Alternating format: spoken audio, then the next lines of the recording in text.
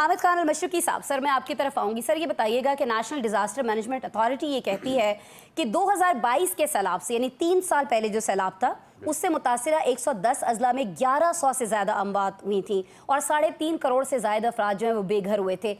ये जो मानसून है इसमें अभी तक 850 से ज़ायद अमवात हो चुकी हैं, यानी हमने 2022 से कुछ नहीं सीखा है, क्योंकि बताया ये जा रहा है कि जो नेक्स्ट स्पेल है वो इससे कहीं ज़्यादा शिद्दत के साथ आएगा।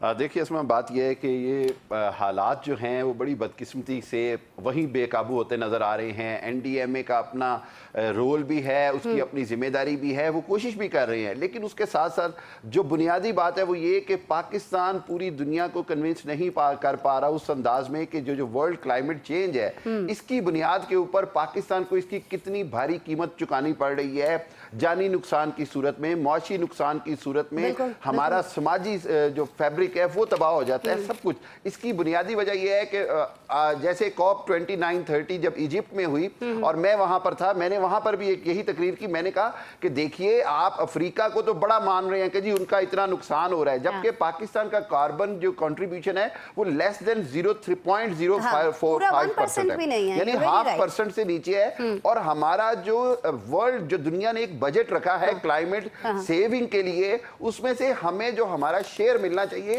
उसके मुकाबले में हमें उसका 10वां हिस्सा भी नहीं मिल रहा। पहली बात ये। दूसरी बात आ जाती है इंतजामी तौर पर, मैं फिर भी बार बार कहता हूं कि हमारा सीखने की जो रविश है वो हमारी ठीक नहीं आ रही। हम बार बार एक ही प्रैक्टिस होती है, लेकिन बदकिस्मती से फिर हम भूल जाते हैं। जब ये सैलाब का पानी आगे चला जाता है, उतर जाता है, फिर हम भूल जाते हैं।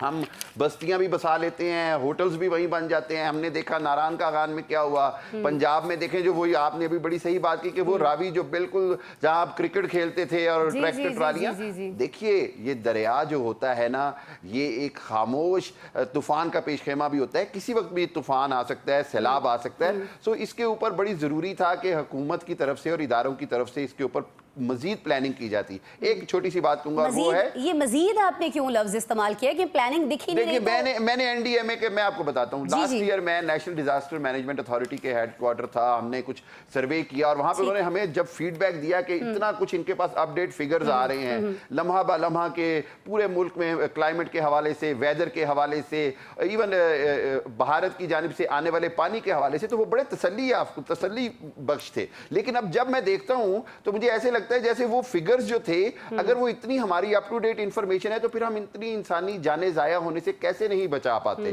मेरा ये सवाल है कि अगर एनडीएमए के पास इतना figure up to date data आता है तो हम ये जाने क्यों नहीं बचा पाते। और आखिरी बात मैं कहूंगा वो ये है कि भारत का किरदार, again I am very sorry, मैं कोई हर बार उनको इसलिए पकड़ता हूं कि उनकी जो मक्कारानापन है वो फिर सामने आता है। उन्होंने बाकायदा स्पिलवेज के ऊपर पानी को होल्ड किए रखा कि थोड़ा थोड़ा पानी छोड़ेंगे तो वो बह जाएगा, उस अंदाज में नहीं जाएगा। मैं ये कल रिपोर्ट पढ़ रहा था कि दे केप्ट इट होल्डिंग कि एक बार भरपूर सैलाब इकट्ठा हो जाए सतलुज में, चनाब में। अच्छा, थोड़ा सा मैं चाहूंगी कि इस रिपोर्ट के बारे में जरूर बताइएगा, क्योंकि बहुत सारी जगहों पे जहाँ मेरी बात हुई, अभी ये प्रोग्राम भी हमें करना था, उसकी रिसर्च के दौरान भी जब हमने ये बात की कि एहसन इकबाल साहब भी ऐसे ही को बयान दे रहे हैं जिस तरह की बात आप करें।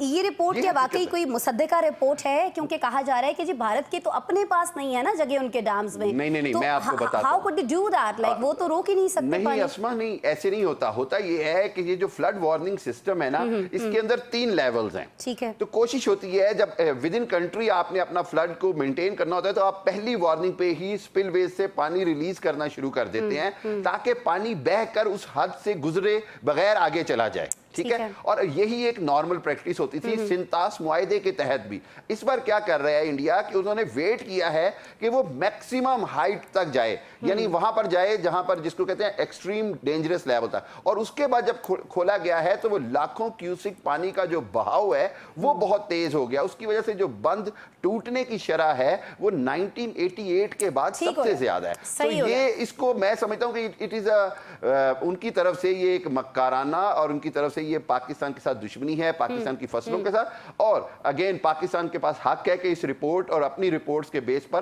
पूरी दुनिया में इसके ऊपर भी भारत से एहतजाज